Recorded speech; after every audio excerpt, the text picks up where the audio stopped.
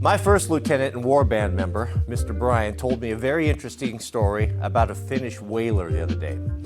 It was one of those documentaries, those old days of the Vice, those Tim Pool, those soy boy type of reporters where they would embed themselves in interesting stories, back in the good old days, and share, things that you've never seen before. And he went and embedded himself, what I believe was with some very rugged men, Finnish or Norwegian or Scandinavian whalers of some sort. And he was on the ship with them and living with them. And when they came in to resupply the ship, he had made particular friends with one of them, a grizzled old guy, and he would come in, he would get paid from his days of fishing, and they would buy supplies. They would buy food and liquor and DVDs, entertainment, and this particular guy would spend a disproportionate amount of money on cigarettes. Now, cigarettes have not traditionally been that expensive. I hear they are more now. But in that time over there, they were very expensive, especially if you wanted to have American cigarettes. But he insisted on these, and that's what he wanted. And this Vice reporter just marveled, why, being of so little means, would you spend so much of your income on these cigarettes when there are so many things more important than that? Well, the man just looked at him and thought for a moment and said this one thing that I'll never forget. It costs a lot to be a man. It costs a lot to be a man.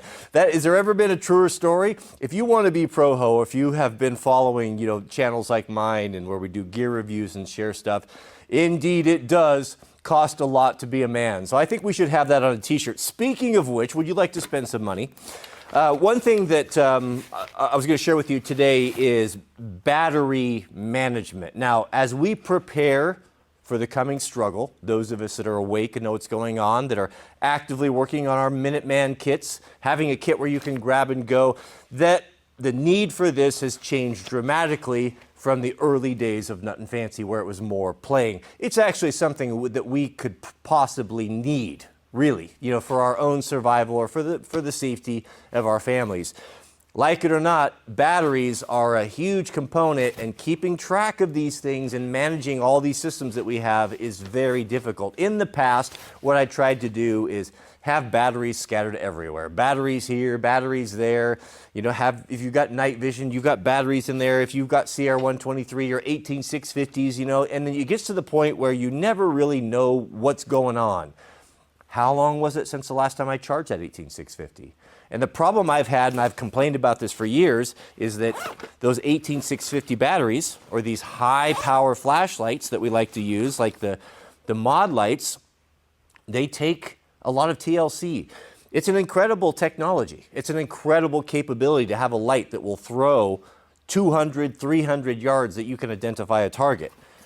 But are you keeping up on the batteries? Do you have a system? So I'm going to share with you my system. What I did is, rather than having batteries spread out all over the place, I kept it simple. I have my main set of batteries locked up in a safe or a vault or a cabinet, whatever you have at your house, that is going to be as many as you're going to need for the rest of your life, or it should be. But I don't want to pack that around all the time. So I want batteries to be simple, and I want them to be in two locations. Either they're there or they're here in my SOE flat pack. SOE, Special Operation Equipment, 100% USA made, probably the finest, or among the finest, tactical nylon in the country. John, who's the owner, sent me these little flat packs. He sent me 3 of them. This is the large, I believe, and there's a medium, and there was a small.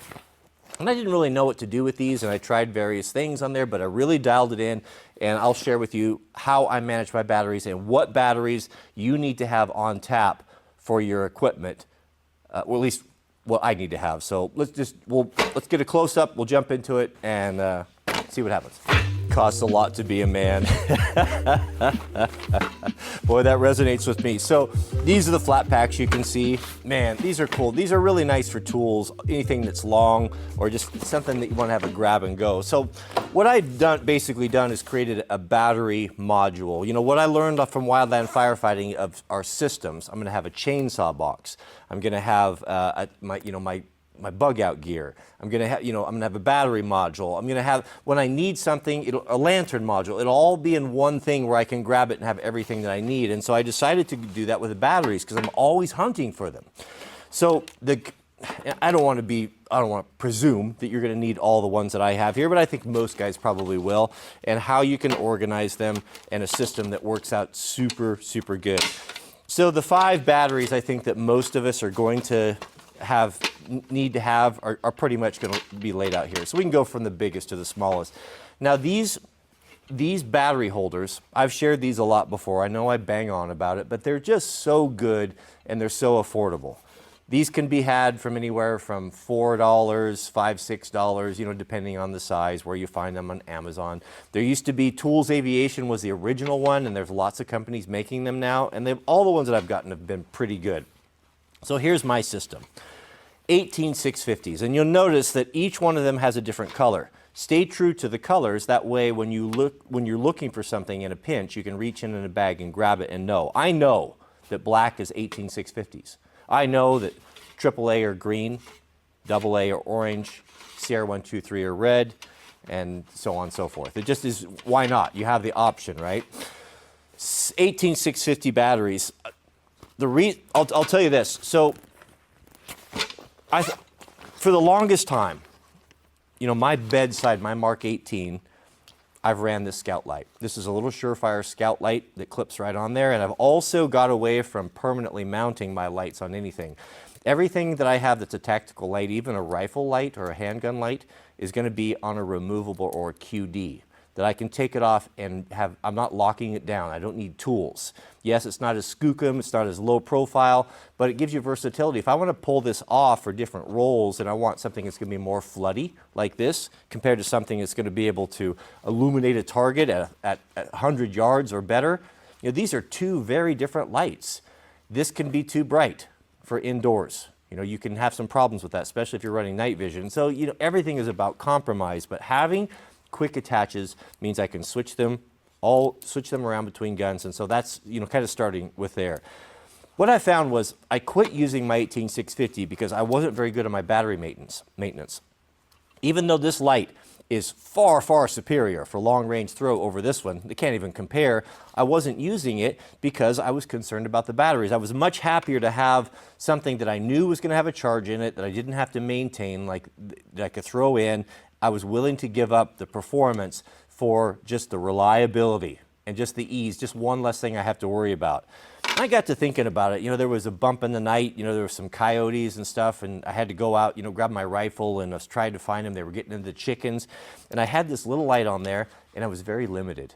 They were outside the range of my ability to see them. And I thought, how foolish is it to have a capability that would have easily given me the ability to identify and to shoot coyotes, from long range, but because it was sitting in a drawer somewhere or on a rifle that I never use, and because I didn't trust the battery system, I was not very effective. And I thought, that's very foolish. You should be using and have the best equipment you can afford to get the job done, to do what you need to do. So I thought, well, I need to get my battery sorted out. The only reason I'm not using this is because I don't have a good system. So I went and bit the bullet. It does cost a lot to be a man. These batteries are expensive. These 18 650s, what are they? 30 bucks a piece? 32 bucks a piece?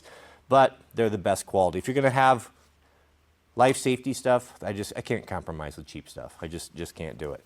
So I got an aviation holder and I got a system and I worked it in. Now I use this. Now this is on my primary rifle, and I have extras because I've built this small battery pack. How many times have I went to switch on my MaN and found it dead because I didn't turn off the IR? And right when I need it, do I have batteries for that? Well, I do now.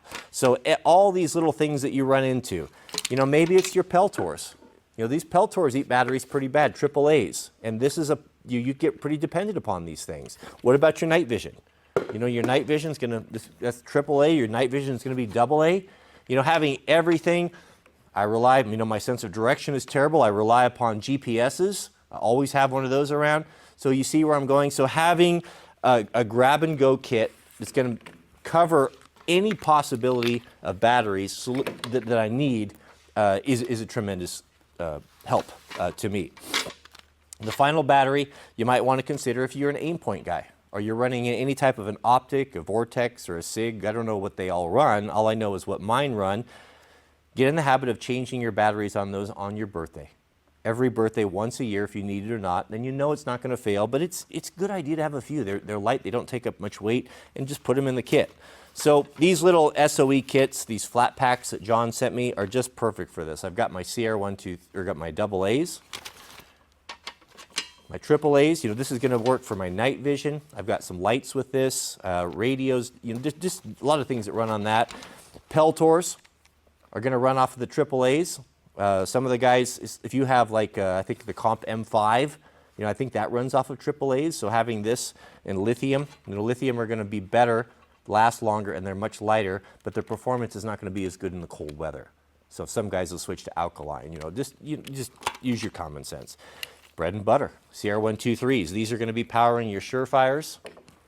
You know, most all your Surefire lights, you know, anything like that, your CR123s are pretty ubiquitous. Laser indicators. Whatever. But all those fit very nicely in the pack. I'm not trying to keep every battery I own in here. I'm just simply having a grab-and-go system right there. I know that if I have this, if I have the battery module, I'm going to have everything I need for myself and friends to power up the items that we need. To wrap all this up, this battery module fits into a complete different mindset of preparation that me and the War Band have been kind of working on.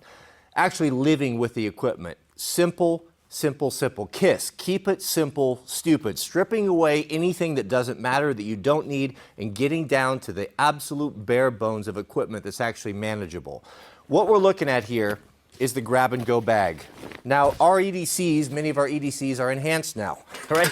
We're wanting to carry a long gun in the truck. You know, just having a pistol is not enough. So what we've developed and what we've decided to do is live with this stuff. Have you carried your rifle around, lived with it for 24, 48, 72 hours? Carried it in your truck, put it in your bedroom, walked around with it, and found out what works, what doesn't work? The weight, the complication, the sling, you know, you'll learn by doing. So this system that we're developing is, we wanted a duffel bag, a backpack, whatever works for you, a grab and go, and the size of the bag is built around your primary rifle. It's got to be able to fit in, whatever it is, whether you're using a PDW or you're using a Mark 18 with a law folder, whatever, just figure it out. For me, this duffel works good right here. And then I've got everything I need. A very, very slick battle belt, I mean minimalistic, that you can modular put together, full rifle plates, capabilities, right? Capabilities. Now I can grab this, I can throw my rifle in it, and I'm good to go. I'm not trying to stuff everything into a giant bag that I'm not going to take with me. Now, if I need more capabilities, you know, I'm really making it simple. Let's talk about weather, clothing. Let's say it's cold, it's snowing. Is this enough? Do I have any clothing in here? No, I don't have any of that stuff in there, but I know I have what I need, but I can build on top of that. So if I need to expand that and say, okay, I need to make provisions for cold weather, I've already done it. This is a cold weather duffel, or cold weather bag. Am I trying to have a full kit, full Arctic loadout in here? No, I'm going to have the things that make sense in an urban environment for what I'm trying to do. And what am I trying to do? Trying to get home safely to my family. I'm not a soldier, I'm not a hero, I just want to get home in any condition. So I can grab the rifle bag, I'm set. Body armor, everything. Grab the cold weather bag, I'm set. If I need more capability, if I need batteries, I'm worried about that, you add the battery. You add in the night vision component, whatever. Have everything very organized and set up so it's grab and go, where you can mix and match and you can start building these kits according to what you need. Am I going into Portland? Am I going to go overnight? You know, I'm going to be adding to this. I'm going to be enhancing this a little bit, the things that I need. I'm not starting over. I'm not pulling things out of kits. It's already there. It's grab and go. And that's kind of our concept. So we've gotten really serious about this with the War Band, in that we need to be using these things on a daily basis to find out, to flush out these systems, what's working for us and what's not working for us, because you really do learn by doing. I'll tell you, if you haven't packed your rifle around in every single environment, do it over the weekend, Saturday and Sunday. Your wife, your girlfriend will think that you're odd, but I assure you, beloved, You are not the only proho that is walking around their house with battle belts, plate carriers, and working and doing our weekend chores, mowing the lawn in our tactical gear, because it's the only opportunity we have to try it out, to see if it chafes, to see if it rubs, to see if it works. And you got to use this stuff. So don't worry about what anyone says. You do what you want to do. We're beyond the point of caring what the normies or the sheep think about us. We know what time it is, and we know that there's a dark time coming, but we're not to be fearful. The Lord knows what we have need of before we ask. God is raising up powerful, strong men to defend those that are not able to do that. And maybe you've been called to do that, maybe I have. But until then, occupy until he comes. May God bless you and your families. Please keep us in your prayers, and we'll see you all on the next video.